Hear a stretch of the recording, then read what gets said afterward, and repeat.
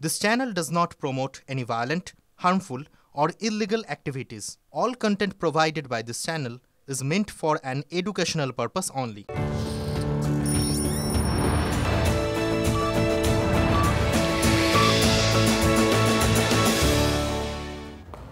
নমস্কার, বিকেল ৫টা শুরু করছি পাঁচ কথা মানে এখনো পর্যন্ত যা যা ঘটে গেল, যা ঘটলো তার মধ্যে থেকে ঝাড়াই বাছাই করে সেরা খবর আর তার চুলচেরা বিশ্লেষণ। আজ পাঁচ কথায় কোন খবরগুলো রয়েছে দেখাবো। প্রথমে পাঁচ কথার আজকের প্রথমেই এখন এই মুহূর্তে যে খবরে নজর রাখবো, IIM জোকায় সেই ধর্ষণ কাণ্ডের চাঞ্চল্যকর মোড়। মেয়েকে ধর্ষণ করা হয়নি দাবি খোদ অভিযোগকারিনীর বাবার।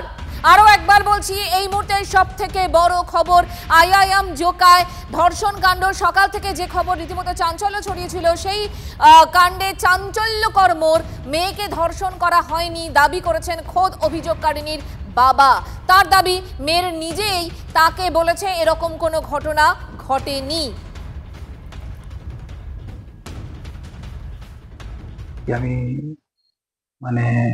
পুলিশকে বলি যে ওরা একটা অভিযোগের কথা বলেছে, কিন্তু আমার মেয়ের কাছে আমি যা জানলাম যে এরকম কোনো ঘটনাই বলছে ঘটেনি। তারপর কি বললো পুলিশ? বলছে আমি একটা FIR করেছি, একটা ছেলেকে অ্যারেস্ট করেছি।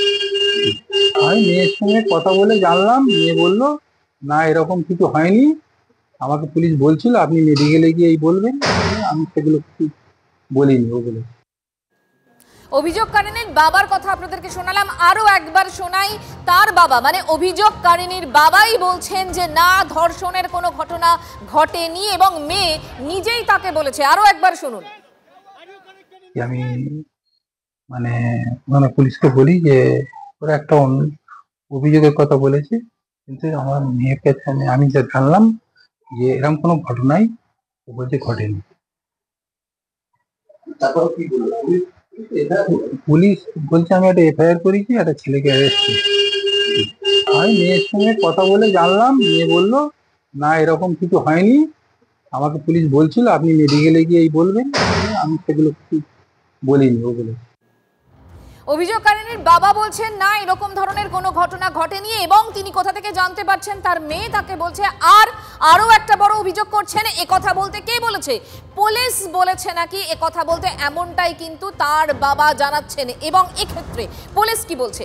পুলিশ কিন্তু বলছে যে IIM জোকায় ধর্ষণে অভিযুক্ত প্রভাবশালী, আরো খারাপ কাজ হতে পারে। ঘটনাস্থল থেকে নমুনা সংগ্রহ করতে হবে। মেধাবী হলেও মানসিকভাবে সুস্থ ছিল না ধৃত ম্যানেজমেন্টের ওই পড়ুয়া। আলিপুর আদালতে এমনটাই পুলিশ দাবি করেছে। এই মুহূর্তে পুলিশের বক্তব্য কি এবং কোন কোন বিষয়গুলো আর সামনে আসছে জানবো। সুশোভন আমাদের সঙ্গে রয়েছেন, আমাদের প্রতিনিধি জানাবেন। সুশোভন। দেখো, সরকারি আইনজীবীর তরফ থেকে স্পষ্টত একটা কথা বলা হয়েছে যে he is matching merit with মিসম্যাচিং mental health, এবং তার সঙ্গে এটাও বলা হয়েছে যে একেবারে যিনি অভিযুক্ত তিনি যথেষ্ট প্রভাবশালী। তাই যে শুধু তাই নয় যে একেবারে তার যে মোবাইল ফোন, সেই মোবাইল ফোন বাজেয়াপ্ত করা হয়েছে, কিন্তু সেই মোবাইল ফোন মধ্যে কি রয়েছে সেটা দেখতে হবে। পাশাপাশি তুমি জানো যে এই সমস্ত কেসে মেডিকেল লিগাল টেস্ট হয়, একেবারে গোপন জবানবন্দি হয়, সেগুলো নিতে হবে। তাই পুলিশ হেফাজতের আবেদন করা হয়েছে এবং পুলিশ হেফাজত পাওয়া গেছে। যদিও অভিযুক্ত পক্ষের আইনজীবীর তরফ থেকে কিন্তু বলা হচ্ছে যে যে জায়গায় এই ঘটনা ঘটেছে সেখানে কিন্তু একবার নয় দুবার নিরাপত্তার বিষয়টা খতিয়ে দেখা হয়। সেক্ষেত্রে এটা কিভাবে হলো এবং এই বিষয়টা কিন্তু একেবারে অভিযুক্ত পক্ষের আইনজীবীর তরফ থেকে বলা হচ্ছে যে এই বিষয়টা সেটা তারা বেল প্রেয়ার করেছিল এবং সব মিলে কিন্তু 19 তারিখ পর্যন্ত পুলিশ হেফাজতের আবেদন দেওয়া হয়েছে। এবং পুলিশের তরফ থেকে যেটা বলা হচ্ছে যে গুরুত্বপূর্ণ যেটা তথ্য তারা মনে করছেন যে যেহেতু মোবাইল ফোন বাজেয়াপ্ত হয়েছে, সেই মোবাইল ফোনে কি রয়েছে বা সেই মোবাইল ফোনে কোনো রকম তথ্য রয়েছে কিনা সেই সমস্ত কিছু। কিন্তু সুশোভন, যেটা বুঝতে পারছি না সেটা হচ্ছে এই মন্তব্যের ফারাকটা কেন তৈরি হচ্ছে? দেখো, এখনো পর্যন্ত এটাও তদন্তের বিষয় এবং কেন একজন অভিযোগকারিনী তার বাবা কথা বলছেন, পরবর্তীকালে স্বাভাবিকভাবে এটাও তদন্তের আওতায় আনা হবে এবং পুরো বিষয়টা দেখা হবে এবং সেই জন্যই পুলিশ হেফাজত পাওয়া গেছে এবং পরবর্তীকালে তদন্ত যত এগোবে তত আস্তে আস্তে পুরো বিষয়টা পরিষ্কার হবে। তুমি আমাদের সঙ্গে থাকো, আইনজীবীরা কি বলছেন একটু শোনাই।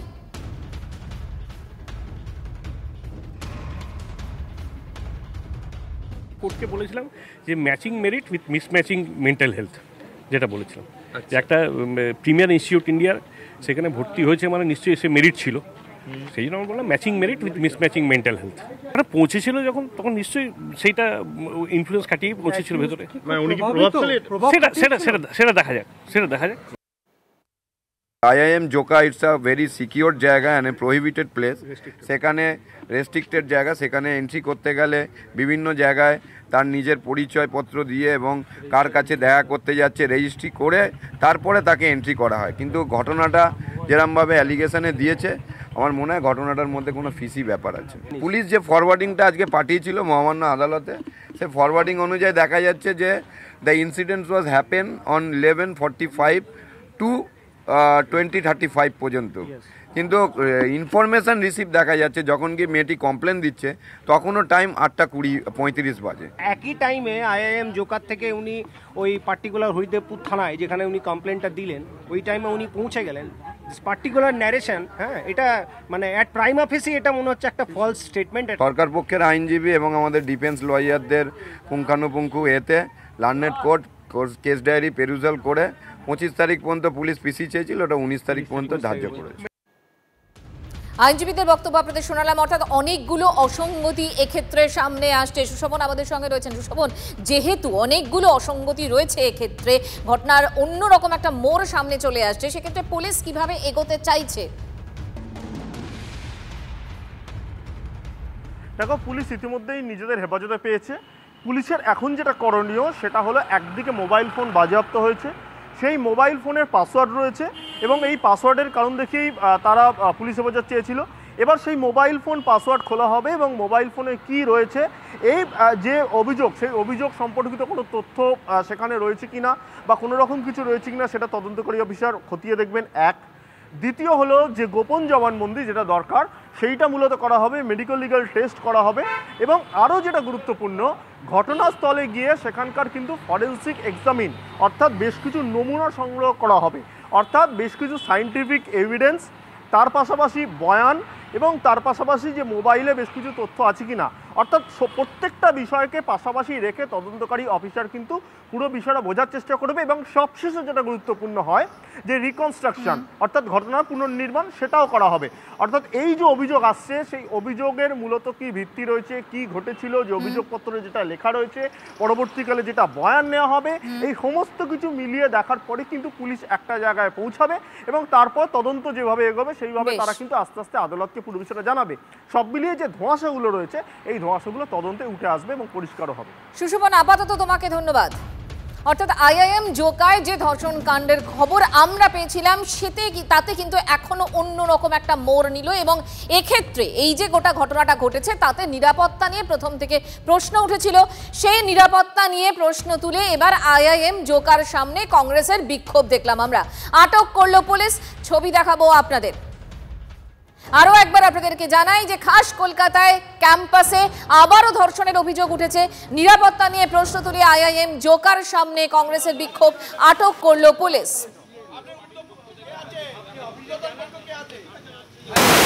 কর্মীরা তারা কিন্তু এখানে বিক্ষোভ দেখাচ্ছিলেন এবং তারা কিন্তু শুয়ে পড়ে বিক্ষোভ দেখাচ্ছেন এবং তাদেরকে কিন্তু পরপর আটক করা হচ্ছে। আমরা যদি দেখি একের পর এক কংগ্রেস কর্মী তাদের কিন্তু পুলিশ জোরপূর্বক, কি বলবেন অত্যন্ত অসভ্য রাজ্য, অত্যন্ত বাজে মুখ্যমন্ত্রী, মহিলাদের কোনো সুরক্ষা নেই, মহিলাদেরকে কোনো সুরক্ষা দিতে পারছেন না।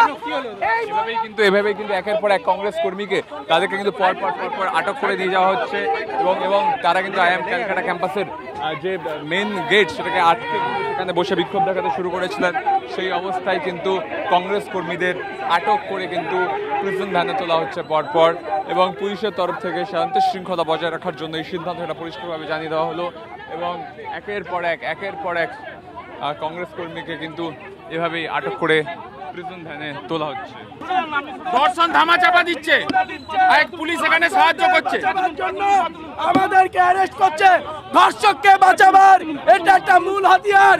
আমরা চাই পুলিশ অবিলম্বে ধর্ষকদের গ্রেফতার করুক।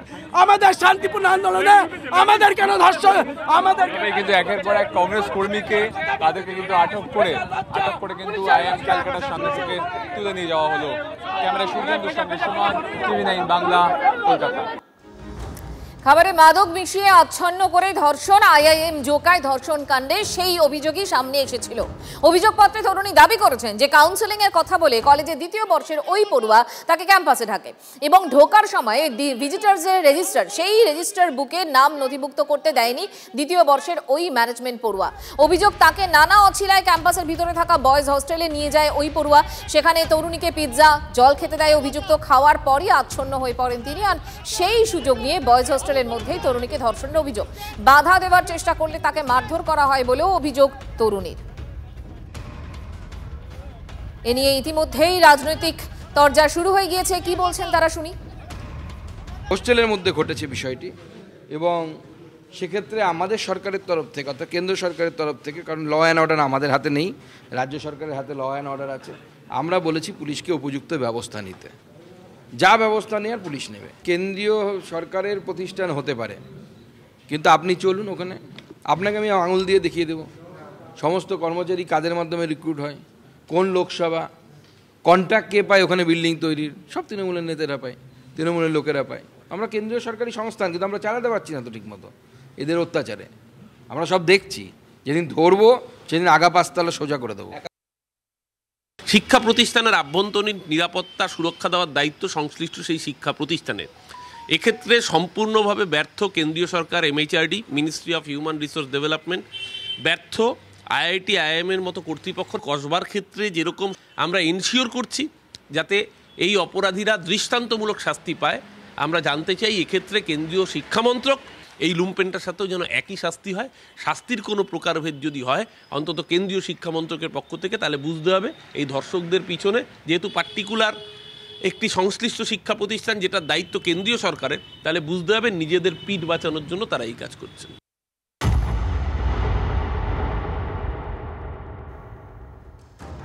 ইংরেজবাজারে তৃণমূল নেতা খুনে আরো প্রকট শাসক দ্বন্দ্ব। তৃণমূল নেতা খুনে দলেরই পঞ্চায়েত সমিতির প্রাক্তন সদস্যের পর এবার 3 তৃণমূল কর্মীকে গ্রেফতার করল পুলিশ। জন্মদিনের পার্টিতে ডেকে তৃণমূল নেতা আবুল কালাম আজাদ পিটিয়ে কুপিয়ে খুন। জমির দখলদারি নিয়ে বিবাদের জেরে খুন বলে প্রাথমিক অনুমান পুলিশের।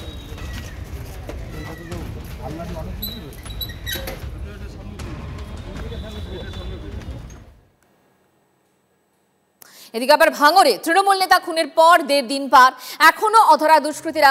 উত্তর কাশীপুর থানার 1 কিলোমিটারের মধ্যে রাজ্জাক খানকে গুলি করে কুপিয়ে খুন। কলকাতা পুলিশের আওতায় আসার পরেও ভয়ই ভাঙড়। পুলিশ সূত্রে খবর যে রাজ্জাক খানের শরীরে 5টি গুলির ক্ষতচিহ্ন মিলেছে। মাথায় 3টি, বুকে 2টি গুলি করা হয়। ডান দিকের ঘাড়ে কোপ দিয়ে আঘাত করা হয় গুলি দেখে। তদন্তকারীদের অনুমান দেশীয় বন্দুক দিয়ে গুলি করা হয়েছে। 8mm গুলি পাওয়া গেছে বলে সূত্রের খবর। এখনো পর্যন্ত অভিযুক্তরা অধরা।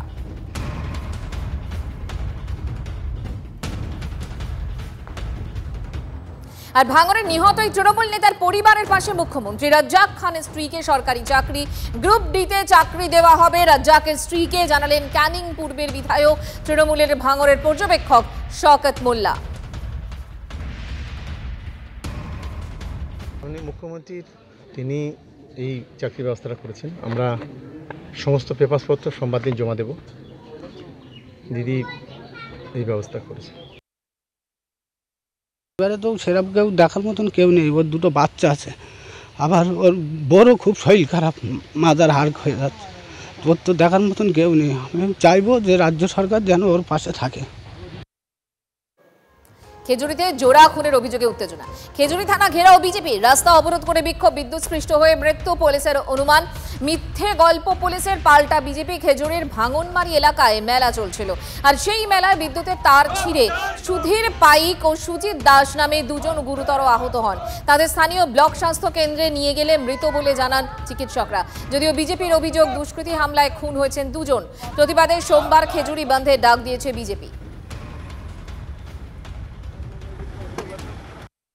ওরা বলছে যে কারেন্ট শর্ট হয়ে মারা গেছে, কিন্তু ঘটনাস্থলে থাকলে কারেন্ট শর্ট কি পরিকল্পিত হবে? আমার ধারণা এটা একটা পরিকল্পিতভাবে খুন করা হয়েছে। এটাকে এটা তদন্ত করছে। আমার দাদুকে মারার কেস করেছে, মেরে ফেলেছে আমার দাদুকে। শাস্তি চাইছি, অনেকেরও শাস্তি চাইছি। আমার দাদুকে যেমন মেরেছে ওদের তোমাদের ধরে শাস্তি দাও। আমরা যেটা লিগ্যাল প্রসেস আছে লিগ্যাল প্রসেস মেনেই আমরা করছি। আফটার গেটিং কমপ্লেন আমরা স্পেসিফিক কেস স্টার্ট করব, তারপরে আমরা ইনভেস্টিগেশন করব। জনকা হসপিটালের অ্যাটেন্ডিং ডক্টর যিনি প্রাইমারিলি অ্যাটেন্ড করেছেন তিনি আমাদেরকে প্রাইমারিলি বলেছেন ইলেকট্রোকিউশনের ফলে এই মৃত্যু হয়ে থাকতে পারে।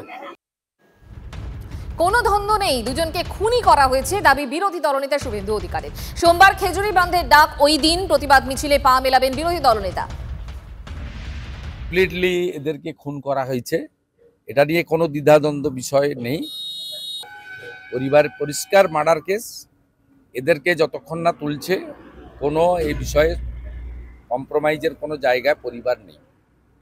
এবং পরিবারের পক্ষ থেকে রাজ্য সরকারের হসপিটালে ময়না তদন্ততে আপত্তি নেই, কিন্তু স্বাস্থ্য দপ্তরকে বা সিওমইচকে স্বাস্থ্য দপ্তরের মাধ্যমে কেন্দ্রীয় হসপিটাল থেকে কোনো ডক্টরকে এনে পোস্টমর্টম করতে হবে। এক নম্বর, আগামী সোমবার দিন খেজুরি সমস্ত হিন্দু সংগঠন, মন্দির কমিটি, পূজা কমিটির পক্ষ থেকে খেজুরি বন্ধ রাখা হচ্ছে।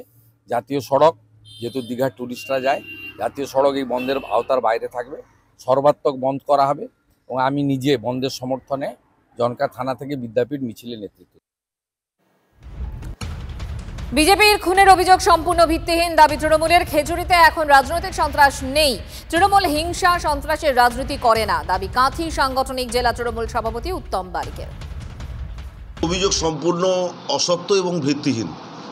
তার কারণ খেজুরিতে এই মুহূর্তে কোনো রাজনৈতিক সন্ত্রাস নেই, আর তৃণমূল কংগ্রেস কখনো সন্ত্রাসের রাজনীতি করে না। খুন, জখম, সন্ত্রাস, গুলি, বন্দুক এর রাজনীতি তৃণমূল কংগ্রেস করে না। আহমেদাবাদ ভয়াবহ বিমান দুর্ঘটনা, সেই দুর্ঘটনার 1 মাস পর চাঞ্চল্যকর রিপোর্ট। এআইবির রিপোর্টের সামনে এলো আহমেদাবাদ লন্ডন বিমানের ভয়ঙ্কর পরিণতির কারণ। রিপোর্ট অনুযায়ী আহমেদাবাদ এয়ারপোর্ট থেকে টেক অফের কয়েক সেকেন্ডের মধ্যে এয়ার ইন্ডিয়ার বিমান AI-171-এর 2টি ইঞ্জিনই বন্ধ হয়ে যায়। মাটি থেকে ওপরে ওঠার মুখেই থ্রাস্ট কমে যাওয়ার ফলেই তৈরি হয় সমস্যা। রিপোর্টে দেওয়া হয়েছে তথ্য অনুযায়ী যে 1 সেকেন্ডের ব্যবধানে 2টি ইঞ্জিনে ফুয়েল সাপ্লাই বন্ধ হতেই বন্ধ হয়ে যায় ইঞ্জিন, গতিও কমে যায়। পাইলটদের হাতে ইঞ্জিনটি ফের চালু করার মতো যথেষ্ট সময় ছিল না। এই তদন্তে অন্যতম গুরুত্বপূর্ণ ভূমিকা নিয়েছে বিমানের ককপিট রেকর্ডার। রেকর্ডারের তথ্য অনুযায়ী বিমান মাটি ছাড়ার পরই এক পাইলট অপর পাইলটকে জিজ্ঞেস করেন ফুয়েল কাট অফ কেন করা হলো। জবাবে অপর পাইলট জানান তিনি এরকম কিছু করেননি, অর্থাৎ 2টি ইঞ্জিনই বন্ধ। সুইচগুলি কাট অফে কেন সরে গেল বা কিভাবে গেল খতিয়ে দেখছে তদন্তকারীরা।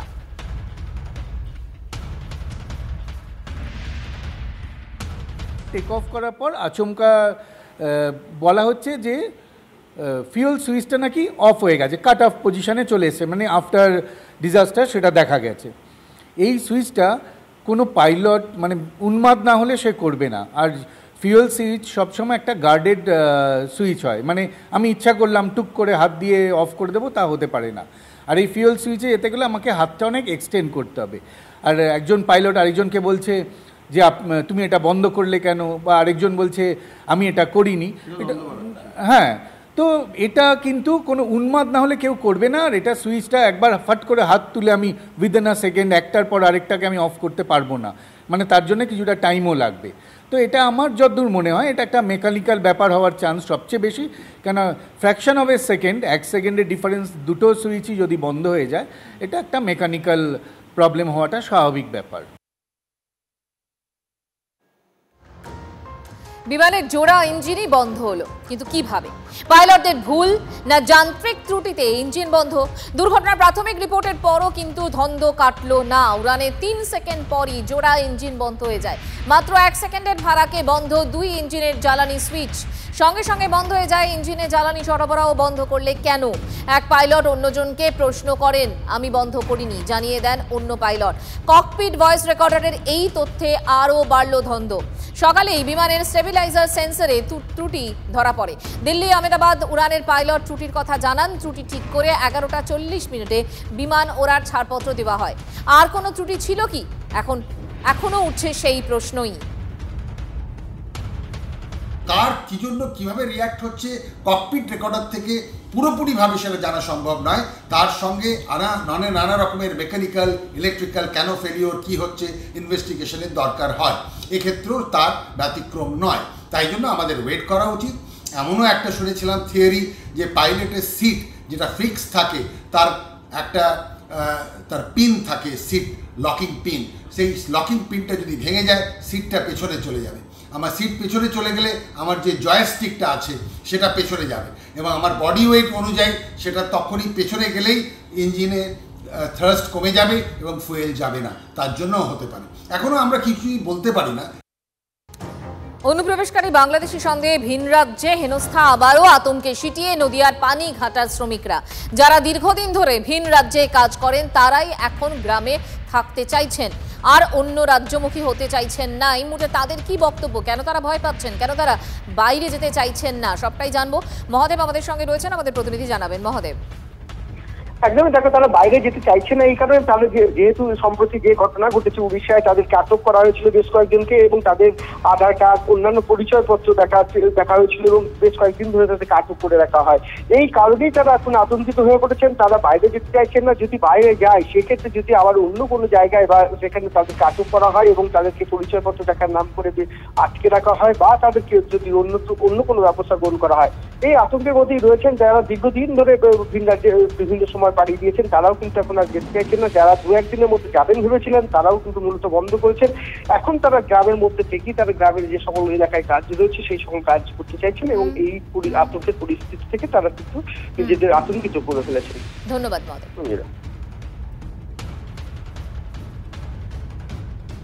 ওইখানে ধরিল ওই 3টির সময় ভোর 3টির সময় ধরে দিয়ে গেল, ওর গড়ানো ভর্তি হইলো, দিয়ে খেতে দিল, মানে ফিরি এইসব খেতে দিল। সকালকার খাবার দুপুরবেলায় খেতে দিত, দুপুরকার খাবার রাত্রিবেলা খেতে। আমার স্বামী এই রাজ্যে কাজ কম, তাই ভিন রাজ্যে কাজে গেছে, মানে রোজের দিনকে কাজ পায় না, তাই বাইরে যেতে হয়েছে।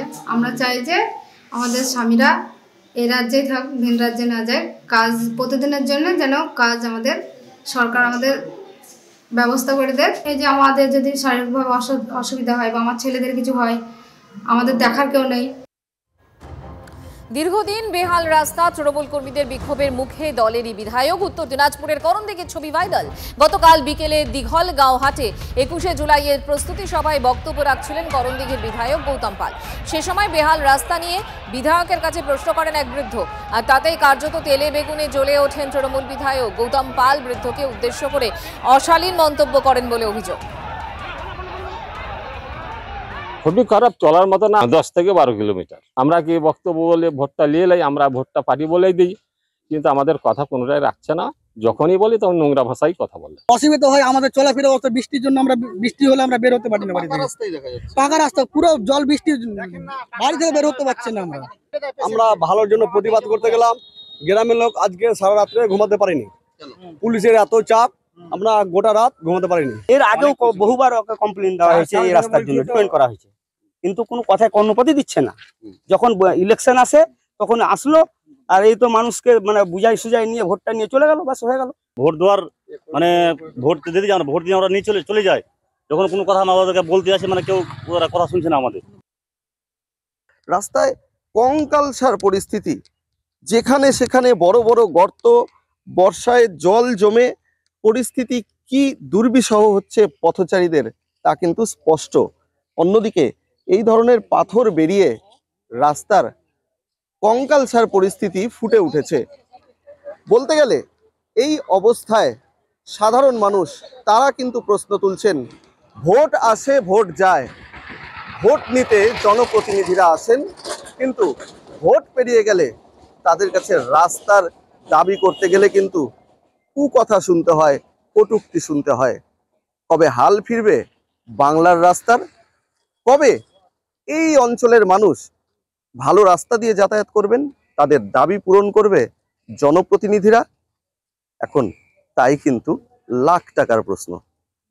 উত্তর দিনাজপুর থেকে ক্যামেরায় শ্যামলের শকুলকের সঙ্গে রূপক, TV9 বাংলা।